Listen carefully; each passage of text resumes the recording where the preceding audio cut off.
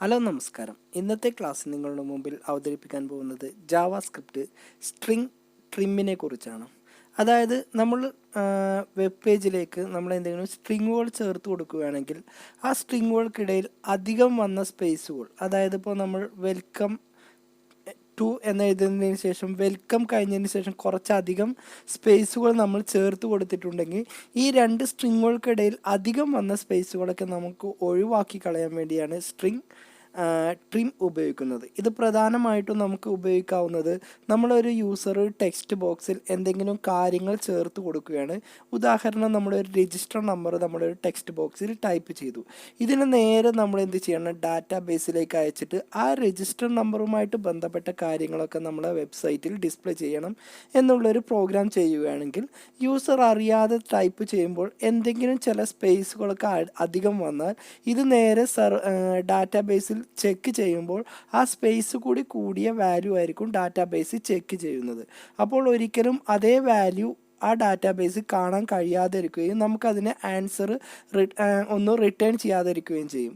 ഇത്തരം സാഹചര്യത്തിൽ നമ്മളതിന് സ്ട്രിംഗ് ട്രിം ഉപയോഗിച്ചിട്ട് ചേർത്ത് കൊടുക്കുകയാണെങ്കിൽ ആ യൂസർ കീബോർഡിൽ എന്തെല്ലാം കാര്യങ്ങളാണോ ടൈപ്പ് ചെയ്തത് അതിൽ അധികം വന്ന സ്പേസുകളൊക്കെ റിമൂവ് ചെയ്ത് ആ സ്പേസ് ആ ടെക്സ്റ്റ്, ആ വേർഡ് എന്താണോ അത് കറക്റ്റായിട്ട് നമുക്കത് എങ്ങോട്ടാണോ പോകേണ്ടത് ആ രൂപത്തിലേക്കൊക്കെ നമുക്ക് കൊണ്ടുപോകാൻ ജാവാസ്ക്രിപ്റ്റ് സ്ട്രിംഗ് ട്രിം ഉപയോഗിക്കാം.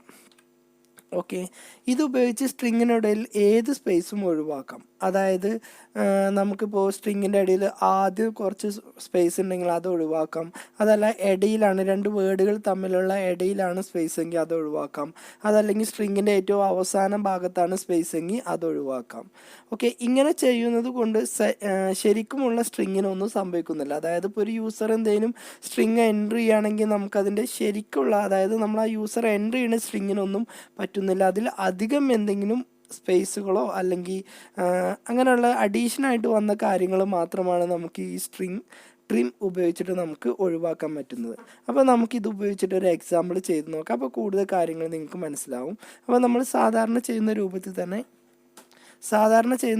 തന്നെ ഞാനിവിടെ വന്ന് വിഷ്വൽ സ്റ്റുഡിയോ കോഡ് ഓപ്പൺ ചെയ്തു. ഇതിന് മുമ്പുണ്ടായിരുന്ന എല്ലാ പ്രോഗ്രാമും ഞാനിവിടുന്ന് ഒഴിവാക്കി. അതിനുശേഷം ഞാനിവിടെ വന്ന് HTML എന്ന് എഴുതി.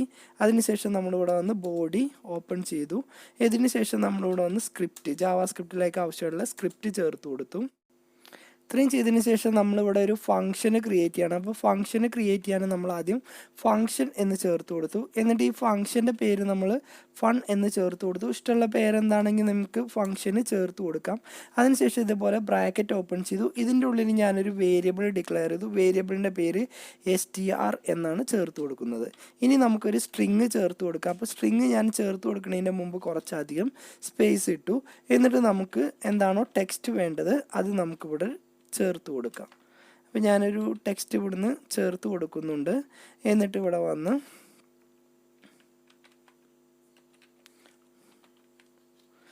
ഇതിൻ്റെ അവസാനത്തിൽ ഞാനൊരു സ്പേസ് ചേർത്ത് കൊടുത്തു.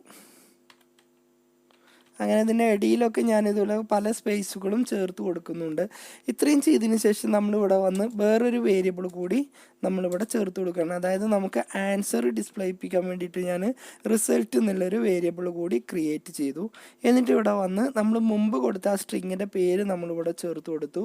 എന്നിട്ട് നമ്മളിതിന് ട്രിം എന്നൊരു മെത്തേഡ് കൂടി ഇതിലേക്ക് കോൾ ചെയ്ത് കൊടുത്തു.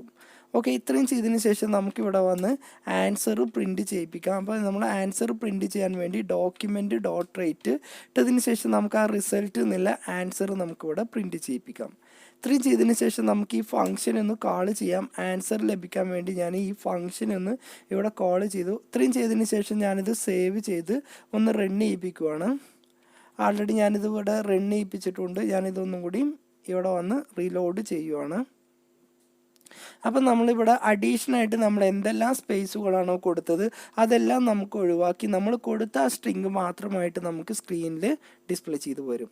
ഓക്കെ, ഇന്നത്തെ ക്ലാസ് നിങ്ങൾക്ക് മനസ്സിലായെന്ന് വിചാരിക്കുന്നു. അടുത്തൊരു ക്ലാസ്സുമായിട്ട് നമുക്ക് വീണ്ടും കാണാം.